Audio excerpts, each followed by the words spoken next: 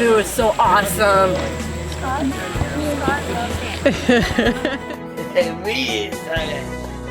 What is so awesome and exciting?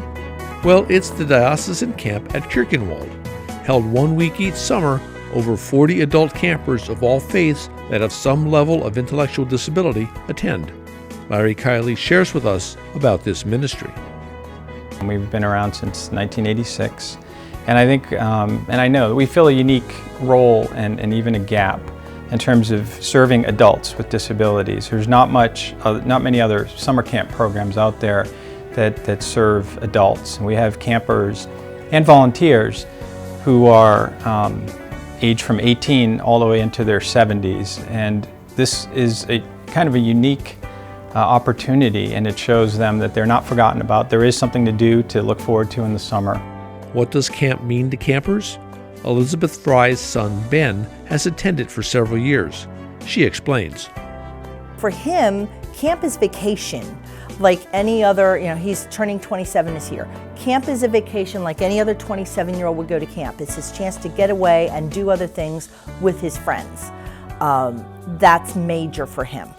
For some of these campers, this is the only time that they really get away to do what all of us consider normal. Go swim in a pool, camp, go in a canoe, meet with friends, do arts and crafts. Campers are really excited to come. Some of these campers pack their bag for camp right after they're done at camp. And it does feel like family. It feels like coming home. This is a place when you come here, there's no judgment, there's nothing to worry about. You can truly be yourself and just have some fun. And fun is the name of the game for campers who enjoy a wide range of typical summer camp activities. I like camp at the take my fishing stuff. Go this camp. Go fishing and swimming and make stuff. I had a blast. Oh, great. Tell me about some of the activities. My favorite activity was arts and crafts, swimming, singing, dancing, having fun. Volunteers are an essential part of how the camp operates. It could not exist without them. We hear first from volunteer Val Waleka about his experiences. My first year, I was with a camper, and we were just walking together, and it was a rather nice day, and he just stopped, and he looked to the sky, and he said, "Hi, Mom. Hi, Dad." He looked over at me and goes, "They like it when I do that." And, how can that not touch your heart? Because the camp is a residential camp and it literally goes 24 hours a day, there really is a need for volunteers at all hours. It is just a wonderful thing that there are people who are willing to, I'm sure, because they work, they have a life, they're probably taking vacation to be at camp with my son and other people's young adult children. And I'm so grateful that they do, because they're, as I said before, it just wouldn't happen without volunteers. It just wouldn't.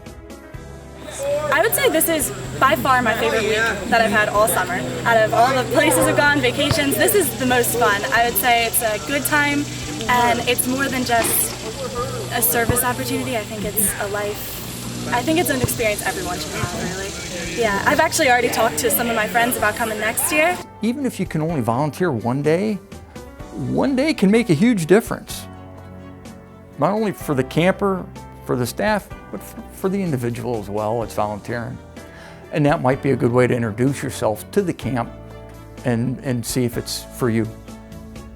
I think someone would want to volunteer for a variety of reasons. I mean, it is an absolutely fun experience to begin with. It's an opportunity to get outdoors in God's creation and interact with some awesome people. And it really is a close-knit family that you find yourself joining, and you're welcomed into kind of immediately. There's fun activities all day. You get free meals. Everything's free for volunteers, so there's no cost for this outside of your time and your devotion to serving others. And actually, you get back immensely more than you give as a volunteer, and that is a common thing. I would say probably at 100% of volunteers.